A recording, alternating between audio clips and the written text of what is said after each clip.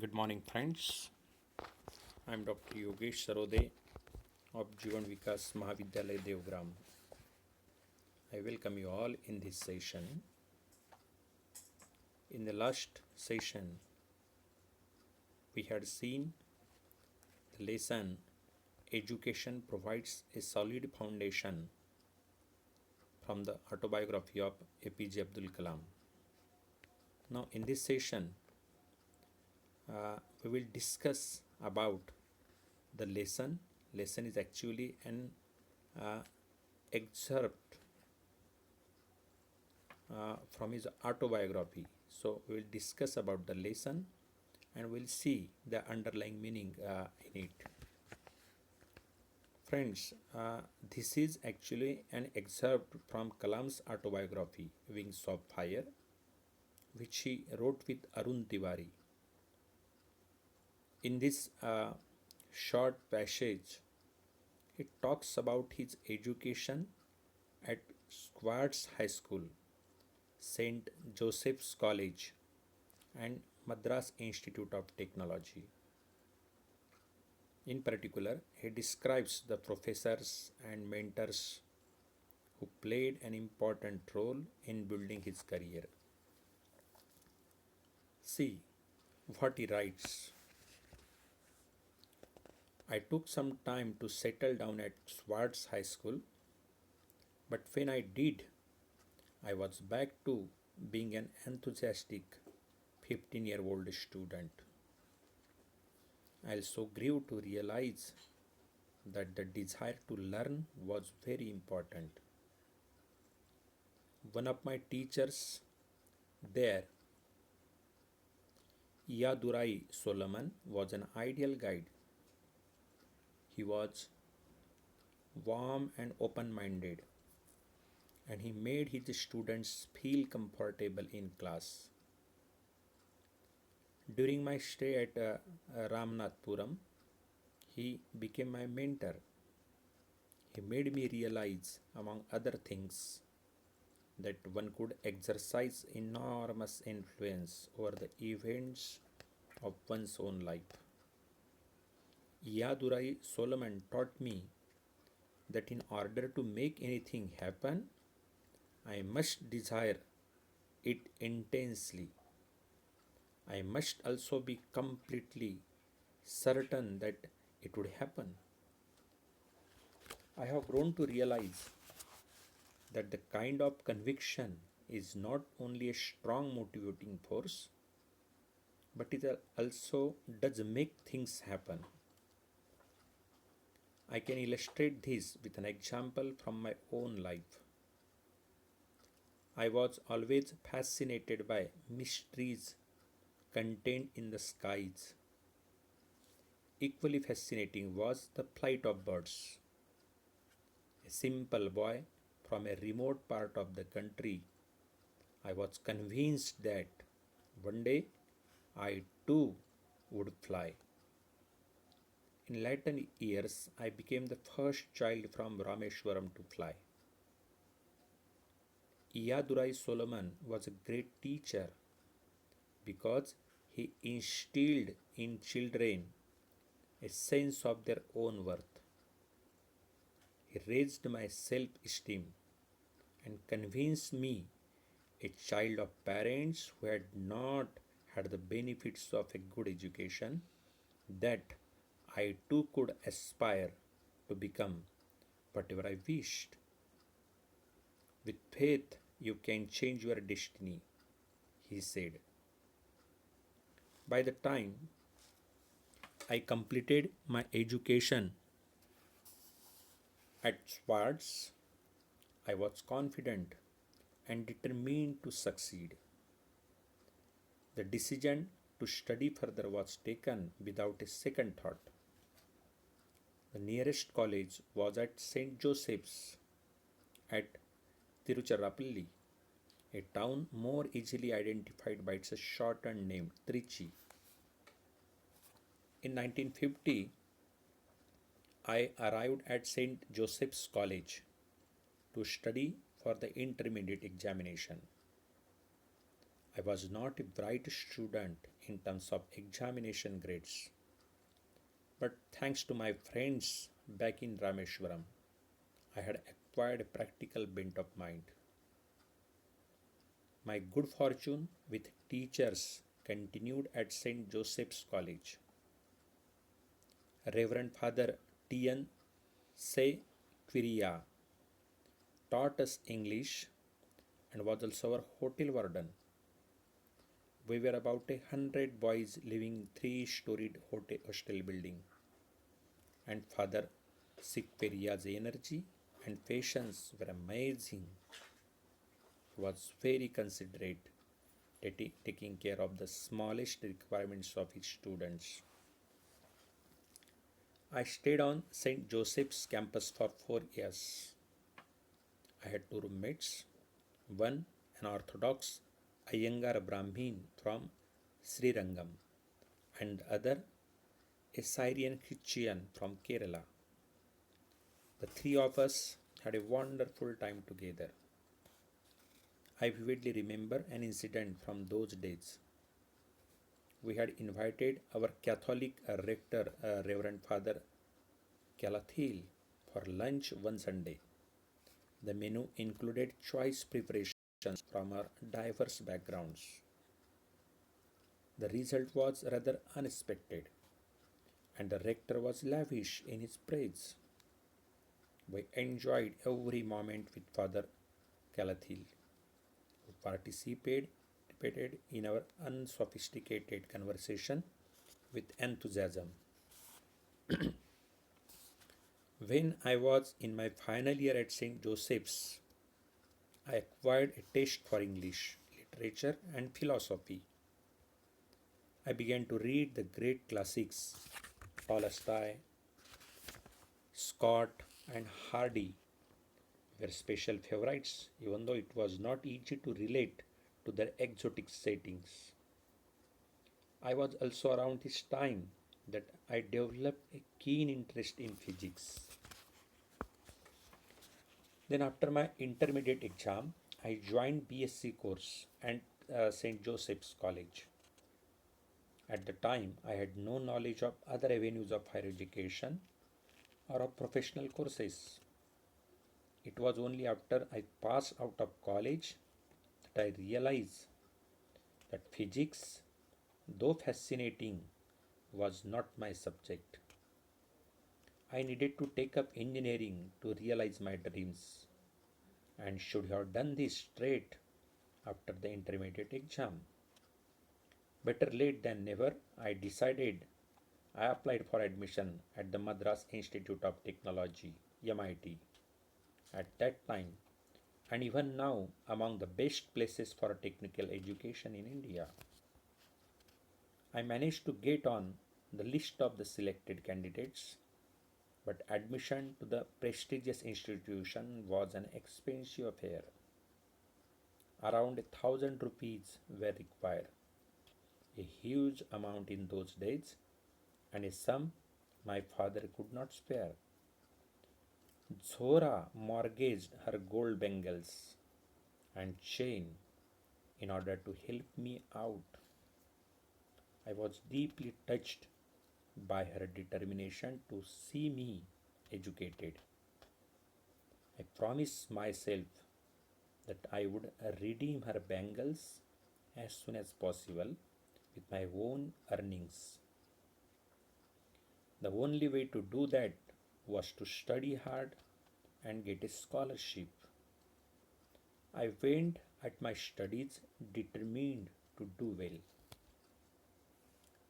In the years I spent at MIT, my curiosity was aroused by two decommissioned aircraft which were kept on display to demonstrate the various subsystems of flying machines.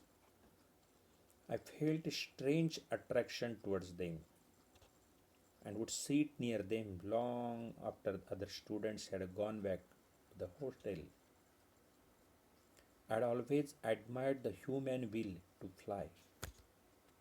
After completing my first year, when I had to opt for a specific branch, I almost spontaneously chose aeronautical engineering. My goal was very clear now. I was going to fly aircraft. In the course of my education at MIT, three teachers shaped my thinking. Their instruction formed the foundation on which I later built my professional career. Professor Sponder, K.V. Pandalai, and Narasimha Rao were distinct personalities, different in many ways, but sharing a common trait, the capacity to feed their students' intellectual hunger with brilliance and untiring zeal. Professor Sponder taught me technical aerodynamics. He was an Austrian with immense practical experience in aeronautical engineering. During Second World War, he had been imprisoned in a concentration camp by the Nazis. Since that horrific experience, he had developed a strong aversion to all Germans, even those who had not supported the Nazi party during the war. Incidentally, a German, Professor Walter Rippenstein, headed the aeronautics department. Another well known professor in the department was Dr. Kurt Tank, a distinguished aeronautical engineer who had designed the German Focke-Wulf FW 190, a single seater fighter plane, an outstanding combat aircraft for Second World War. Dr. Tank, Tank, later joined Hindustan Aeronautics Limited in Bangalore and designed India's first jet fighter, the HF-24 Marut. Professor Sponder learned to work with his German colleague despite his differences. He was always calm, energetic, and in control of himself. He kept abreast of the latest technologies and expected his students to do the same. I consulted him when I first thought of opting for aeronautical engineering.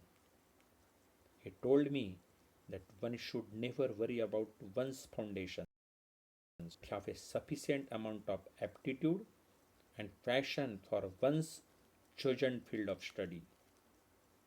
The trouble with many students, Professor Sponder observed, was not necessarily a lack of educational opportunities or industrial infrastructure.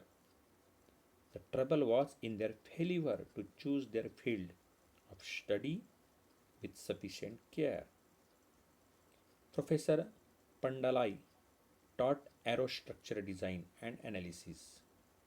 He was a friendly and enthusiastic teacher who brought a French approach to every teaching course. It was Professor Pandalai who unlocked the secrets of structural engineering to us. I believe that everyone who has been taught by Professor Pandalai will agree that he was a man of great intellectual integrity and scholarship with no trace of arrogance. His students were free to disagree with him in classroom discussion. Professor Narasimha Rao was a mathematician who taught us theoretical aerodynamics. After attending his classes, I began to prefer mathematical physics to any other subject. In later years, I have been told that I carry a surgical knife to aeronautical design reviews. If it had not been for Professor Rao's persistent advice on how to prove equation in aerodynamics, I would not have acquired this skill. Aeronautics is a fascinating subject. Slowly, an amalgamation of information took place in my mind. I began to understand the differences in structure in various types of aircraft. My favorite professors, all of them authorities in their different fields, helped me to acquire this complete and composite knowledge. My third and final year at MIT was a year of transition. A new wave of thought, political and industrial, swept through the country in those years. The popular view in those days was that a belief in scientific methods was the only valid approach to knowledge. If so, I wondered, what about spiritual association? I had been brought up with deeply religious values where a true realization lay beyond the material world in a wholly spiritual realm. I had been taught from my early childhood that knowledge could be obtained only through the inner experience. I wondered about these and other ethical issues, attempting to sort out questions of science and my own spiritual interest. Meanwhile, when I had finished my coursework, I was assigned a project to design a low level attack aircraft along with four other students. I was put in charge of drawing its aerodynamic design, and my teammates distributed other tasks among themselves. Professor Srinivasan, then director of MIT, reviewed my work and declared it disappointing. I offered a dozen excuses for the substandard work, but none of them impressed Professor Srinivasan. I finally pleaded for a month's time to complete the task. The professor looked at me for some time and said, "Today is Friday afternoon. I can give you 3 days' time. If I don't get the configuration drawing by Monday morning, your scholarship will be revoked." I was dumbstruck. The scholarship was my lifeline. I had to finish the task immediately. That whole night I sat at the drawing board, skipping dinner. I took an hour's break to refresh up and eat a little food the next morning. On Sunday, I was very near completion when I heard someone enter my room. It was Professor Srinivasan on his way back from the club, still in his tennis clothes. He had dropped in to see my progress.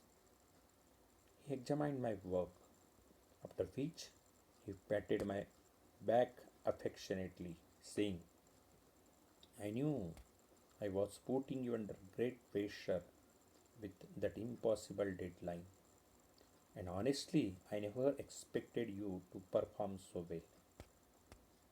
I also enjoyed extracurricular work. While in MIT, I participated in an essay writing competition organized by the Tamil Sangam, a literary society. I wrote an article, "Let Us Make Our Own Aircraft," in Tamil. The article evoked much interest, and I even won the competition. Tamil is my mother tongue and a language that has hugely influenced me. The most cherished memory, however, is related to Professor Sponder. At the end of final year, we were posing for a class photograph, which was part of the farewell ritual. All the graduating students had lined up in 3 rows, with the professors sitting in the front. Suddenly, Professor Sponder got up and looked for me. I was standing in the third row. "Come and sit with me in front," he said. "You are my best friend. I believe your hard work that will help you heap honor on your teachers." I was taken aback, embarrassed by the praise, but honored by the recognition. I moved forward slowly and sat with Professor Sponder for the photograph. And he read this excerpt. So, friends, in this excerpt, Abdul Kalam writes about his education during childhood, during school days, during college education, and he mentions about those professors who helped him during his engineering career and during his aeronautics also. And those professors made permanent impact on Abdul Kalam. And hence, this is not just an excerpt or a lesson, but his thoughts during college days. So, thank you, friend. In the next session, we will meet with a new issue. Thank you. Good day.